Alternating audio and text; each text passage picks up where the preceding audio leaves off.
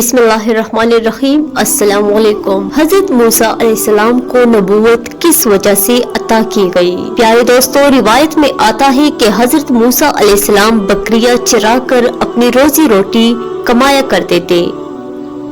एक दिन हजरत मूसा अलैहिस्सलाम की एक बकरी आपकी रेवड़ से पीछे रह गई और रात भर जंगल में भटकती फिरी। चुनांचे हजरत मूसा अलैहिस्सलाम को याद आया कि अगर वो बकरी रात भर बाहर रही तो उसे कोई भेड़िया खा जाएगा। हजरत मूसा अलैहिस्सलाम बकरी की तलाश में निकल पड़े और सारी रात उस बकरी को ढूंढते रहे, यहाँ तक कि आपके पाँव मुबारक पर छाले पड़ गए और थकान की वजह से आपका सारा जिस्म दुखने लगा।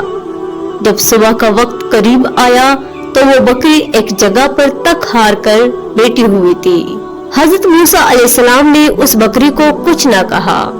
हजरत मूसा अलैहिस्सलाम की जगह पर अगर कोई और चरवाहा होता तो वो बकरी को मार मार कर मार डालता, क्योंकि उस बकरी की वजह से वो बहुत ज्यादा परेशान हुआ था।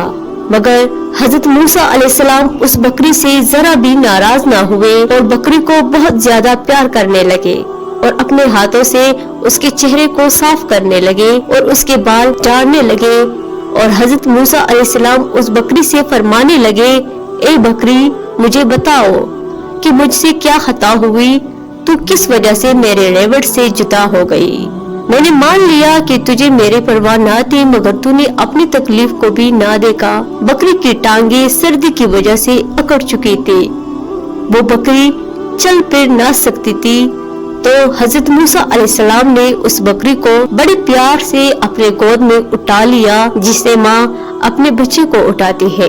अल्लाह तबारक व तआला को अपनी एक बेजुबान मखलूक से हजरत मूसा अलैहिस्सलाम की ये हमदर्दी इतनी पसंद आई कि अल्लाह तबारक व तआला ने फरिश्तों से कहा कि देखो हजरत मूसा अलैहिस्सलाम का हौसला। और अल्लाह ताला को हजरत मूसा अलैहिस्सलाम की ये अदा इतनी पसंद आई कि अल्लाह तबारक व तआला ने आपकी इस सलाह रहमी की वजह से आपको नबूवत का तोहफा अता फरमाया और आपको मनसब नबूवत पर फाइज फरमाया। और अल्लाह तबारक व तआला ने हजरत मूसा अलैहिस्सलाम